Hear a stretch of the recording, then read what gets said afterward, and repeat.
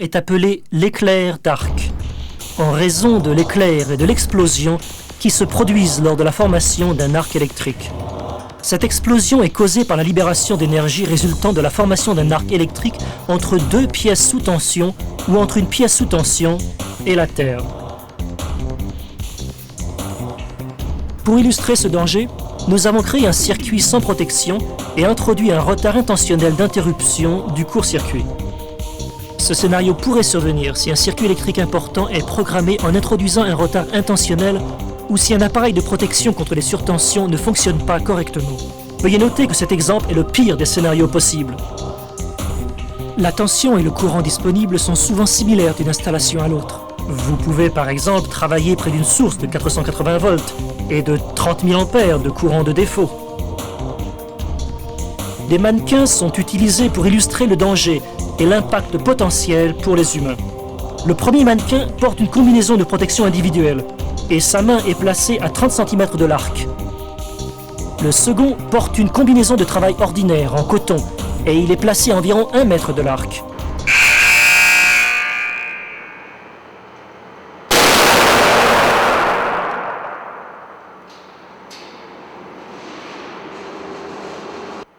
L'éclair n'a duré que 330 millisecondes, soit 3/10 de seconde, ce qui est beaucoup plus rapide que le temps de réaction nécessaire pour se protéger.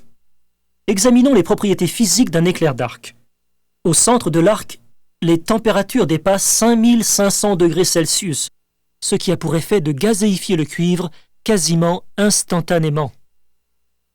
Le volume normal du cuivre a augmenté de plus de 40 000 fois, causant une explosion majeure d'une force égale à celle causée par 3 bâtons de dynamite. Par ailleurs, un champ de radiation a été créé et du plasma projeté, ainsi que du cuivre en fusion, de l'acier, du plastique et de la fumée. Bref, tout ce que l'arc peut consommer pendant cette explosion extrêmement puissante. Une personne située à 45 cm du centre de l'arc serait brûlée par l'énergie dégagée, appelée énergie incidente, qui représente environ 30 calories par centimètre carré, ce qui est très supérieur à l'énergie nécessaire pour causer des brûlures au 3e degré. Examinons les mannequins avant l'explosion. Le premier porte un pantalon, une veste et un casque de protection contre les éclairs offrant une protection officielle de 50 calories par centimètre carré, ainsi qu'une paire de gants d'isolation recouverts de cuir de protection. Il a été positionné de manière à simuler un employé mesurant des voltages pour que sa main gauche soit placée à 30 cm du point d'origine et de développement de l'arc. Suite à l'explosion, la partie de la veste couvrant l'avant-bras gauche est en partie décolorée et le gant est très endommagé. Ces résultats semblent indiquer qu'une personne aurait probablement subi des brûlures au 2e degré à la main et au 1er degré à l'avant-bras, ce qui évidemment aurait été très douloureux. Le second mannequin représente un employé sans protection, portant uniquement une combinaison de travail en coton. C'est peut-être un employé qui ne fait que passer ou un collègue qui pose une question.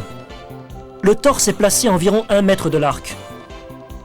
Sa main tendue en est à environ 50 cm. Bien que le premier mannequin ait subi des brûlures douloureuses, celui-ci a subi des blessures horribles. L'énergie incidente, même à cette distance supérieure, est suffisante pour causer des brûlures au 3e degré sur la majeure partie du torse, des mains, des bras, du cou et du visage. Une personne placée dans les mêmes conditions aurait pu être tuée, et même si elle avait survécu, son rétablissement aurait été long et douloureux. Étant donné qu'un éclair d'arc ou une décharge électrique n'intervient qu'en présence d'une tension, la mesure de sécurité de base consiste à éteindre toutes les sources d'électricité potentielles alimentant les circuits auxquels vous êtes exposés.